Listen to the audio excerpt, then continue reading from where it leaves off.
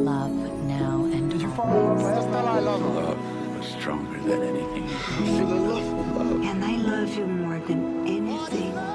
There's still love. Love. From the New York Times, I'm Anna Martin. This is Modern Love.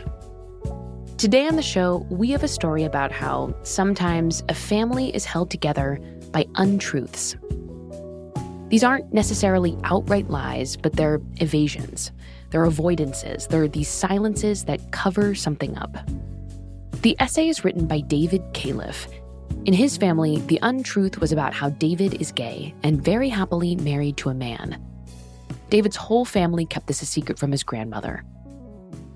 His essay is called The House Where My Husband Doesn't Exist, and it begins with David returning to his hometown to go to a family gathering. I rang the doorbell of my grandmother's house, and then I remembered to pull off my wedding ring. I slipped it into my pocket, and I was someone else, an actor playing a fictional version of me. When I got married, my family made a decision for my grandmother. They agreed that everyone could know about my husband except her. They feared she would disown me, excoriate my father, blame my mother. My grandmother was from the old country, and she lived by old rules. My grandmother sat in the same spot on the couch where I've always known her to be, but now she was breathing through a tube connected to an oxygen tank. "David," she called out, raising her arms. "I'm dying," she said. My grandmother has been dying for 20 years. On that day, however, her shrunken body declared that truth in a way her voice never could. "I love you, Nana," I said. "Cancer," she said. "I love you," I replied. Our relationship had been built on decades of 2-minute conversations about her most recent aches and pains. I knew little about her past other than that she'd had a tumultuous life in Palestine, being married off to an older man and becoming a mother while in her teens. By the time political turmoil and family infighting forced her to flee to the United States, she'd given birth to 3 more children and lost her husband. "Why did you move up there?" she asked. "Why leave your family?" "I like Portland," I said. I couldn't tell her about my husband and me watching the rain from our porch, or our brisk hikes to see sweeping views of the Columbia River. She'd never see the wedding photos of us under the misty St. John's Bridge. "Are you living with anyone?" The question wasn't prying, merely curious. What could I tell her?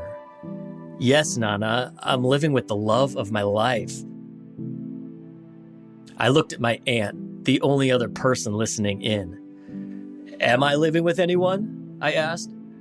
I didn't know if there had been efforts to coordinate this fiction. Had anyone bothered to give me a backstory? "A roommate," I said. The word reverberated like an incantation, as if I had summoned the ghosts of every gay person who had ever been forced to use this pretense, a word to protect and erase. For decades, I hid my feelings from the world and suffocated them into nothingness. From the moment I accepted my husband's proposal of marriage, I promised I would never forsake him. Our engagement was not only a promise to him, it was a promise to myself that I would never hide again. But here I was. "Are you happy?" my grandmother asked. "I love you, Nana," I said. But now I was speaking to someone else, to the man who did not exist in her house.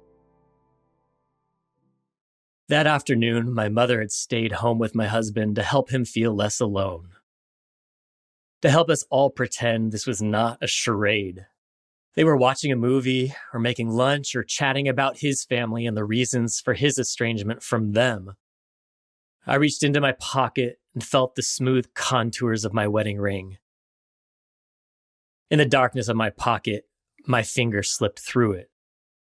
Whatever he was doing, I knew he was doing it with his ring on. It turns out that wasn't the last time David saw his grandmother. I talked to him about their final visit after the break.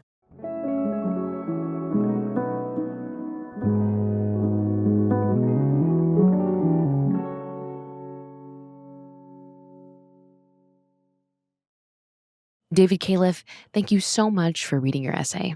Thanks for having me. So your modern love essay was about a visit to your grandmother's house in California that you thought would be the last time you ever saw her alive, but you actually saw her one more time. Can you tell me about that final visit? Yeah, I was traveling down to Los Angeles for the holidays, and she was not doing well. Mm-hmm. And so my husband and I drove down from Portland to Los Angeles to see her so that I could visit with her one last time. It's interesting because in your essay, you thought that'd be your last time talking to your grandmother. So in a way, perhaps it sounds like you said everything you needed to say. So this truly final visit, this visit to the hospital, I don't know, did you feel like, what was different about it? You'd said what you needed to say, so what was left? Yeah, there really wasn't much left. But the second I walked in and the second she saw me, she recognized me and said, "David." And I came over and took her hand and she took my hand. And we just sat there for a moment. You drove to the hospital with Constantino, with your husband. Where was he during all this when you were in the room holding your grandma's hand? Constantino waited for me in the car. So he was just outside. He was just outside. Yeah. I think even for just a split second entertained the idea of bringing him in. But I think if I brought him in the room, I would either have to tell her who he was. And as someone who was clearly ailing at the time, that felt maybe like a cruel thing to do, to give her something difficult to wrestle with. And it was either that or lie about who he was. And I'm over lying. Mm-hmm. How did you feel as you left the hospital?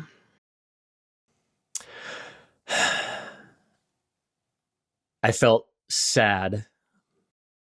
I think part of me was grieving a little bit, not just losing her, but also a bit of sadness about the limits of our relationship and how it was a smaller, more superficial relationship than I would have wanted.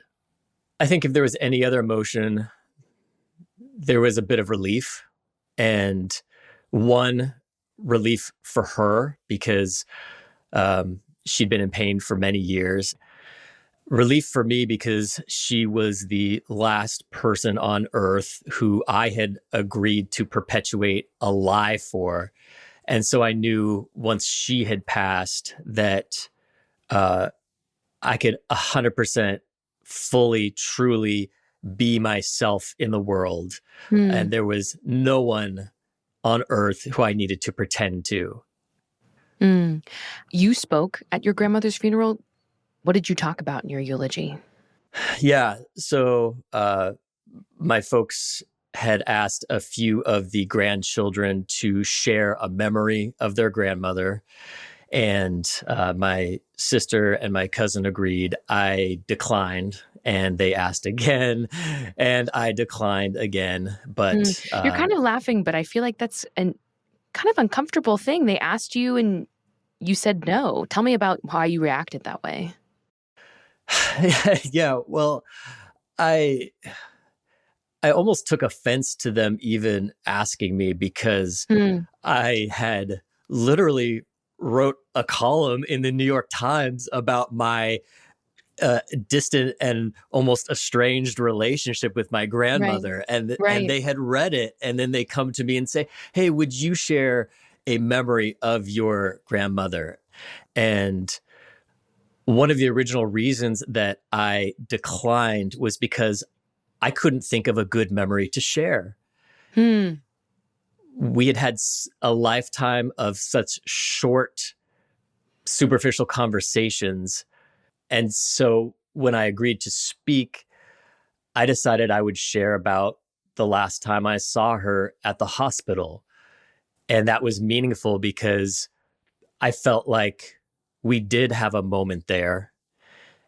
And it was meaningful because the love of my life, the most important person to me, was outside in a parking lot. She never fully saw me, and I never fully saw her.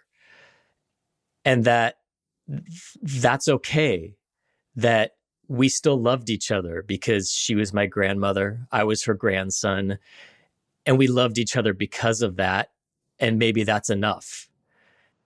I mean,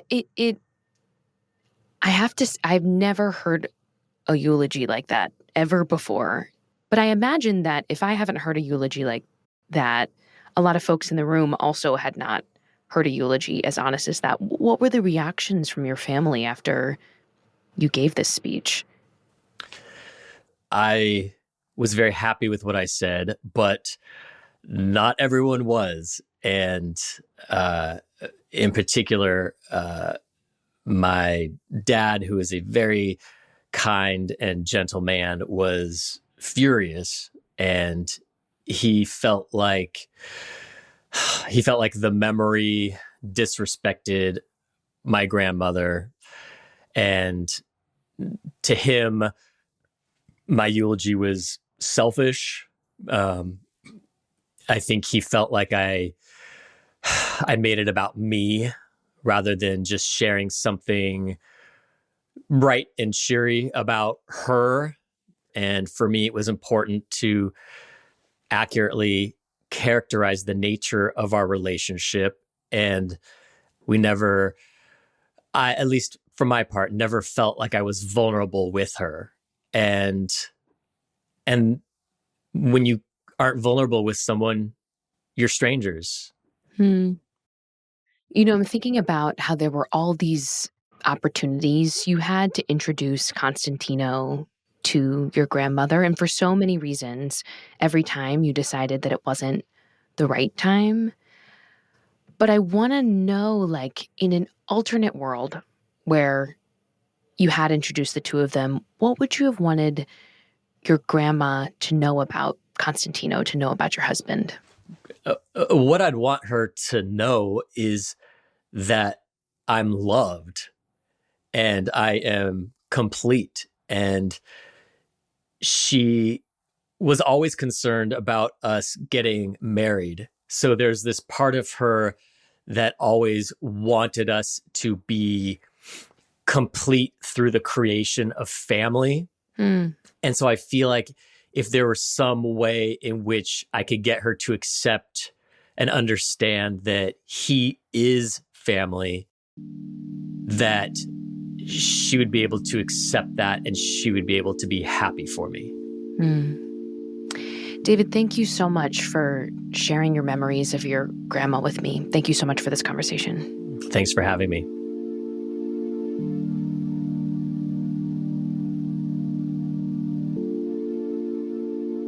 You can find a link to David Califf's full Modern Love essay in our show notes. Modern Love is produced by Julia Botero, Christina Josa, and Hans Butow. It's edited by Sarah Saracen. Our executive producer is Jen Poyant. This episode was mixed by Rowan Nemisto, and our show is recorded by Maddie Masiello. The Modern Love theme music is by Dan Powell. Original music by Marian Lozano and Dan Powell. Digital production by Nell Galogli. The Modern Love column is edited by Daniel Jones. Mia Lee is the editor of Modern Love Projects. I'm Anna Martin. Thanks for listening.